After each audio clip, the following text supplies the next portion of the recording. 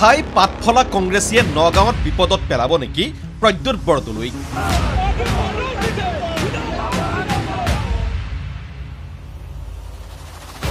প্ৰথমে শুনক নগাঁৱত কোন কোন খাই পাতফলা বিধায়ক সমস্ত দায়িত্ব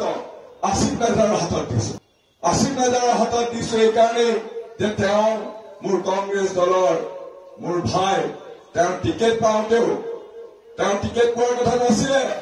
মই ফাইট কৰি পেলাই আসিফ নাজাৰক মই টিকেট দিয়াইছিল তেওঁ মাজে মাজে কথাবিলাক পাহৰি যায় সেইটো বেলেগ কথা হয় লাহৰীঘাটৰ কংগ্ৰেছী বিধায়ক এইজন আসিফ নাজাৰ কেৱল আৰু কেৱল পৰিয়ালকেন্দ্ৰিক যোগ্যতাৰ বাবে টিকট পাই বিধায়ক হোৱা এই আসিফ নাজাৰ যে খাই পাতফলা কংগ্ৰেছী সেয়া মুখৰ আগতেই লোক ঢাক নকৰাকৈ কৈ দিলে নগাঁৱৰ সাংসদ প্ৰাৰ্থী প্ৰদ্যুৎ বৰদলৈয়ে তেওঁ টিকেট পোৱাৰ কথা নাছিলে মই ফাইট কৰি পেলাই আসিফ নাজাৰক মই টিকেট দিয়াইছিল তেওঁ মাজে মাজে কথাবিলাক পাহৰি যায় সেইটো বেলেগ কথা লাহৰীঘাট সমষ্টিবাসী কংগ্ৰেছীৰ সন্মুখতেই ৰাজহুৱাকৈ প্ৰদ্যুৎ বৰদলৈয়ে আসিফ নাজাৰৰ অকৃতজ্ঞ চৰিত্ৰ ফাদিল কৰি দিয়াৰ পাছত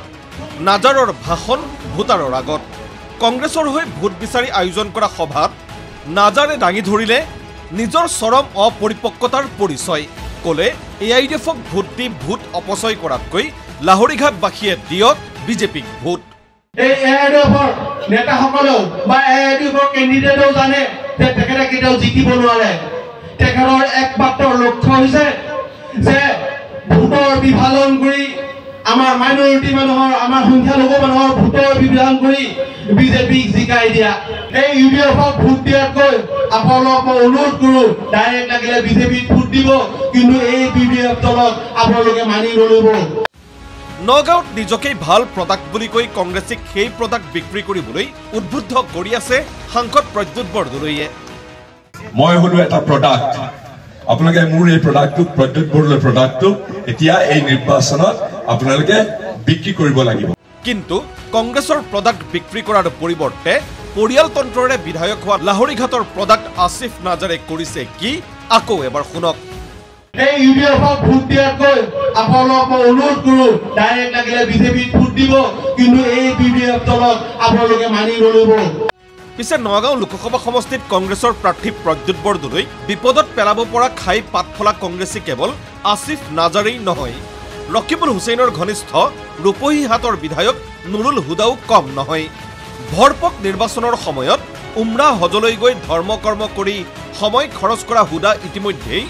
উভতি আহি সমষ্টি পালেহি কিন্তু তাৰ পাছতো তিনিটা দিন ধৰি সাংসদ প্ৰাৰ্থী প্ৰদ্যুৎ বৰদলৈৰ কাষত দেখা পোৱা নাই নুৰুল হুদাক ব্যুৰো ৰিপৰ্ট ND24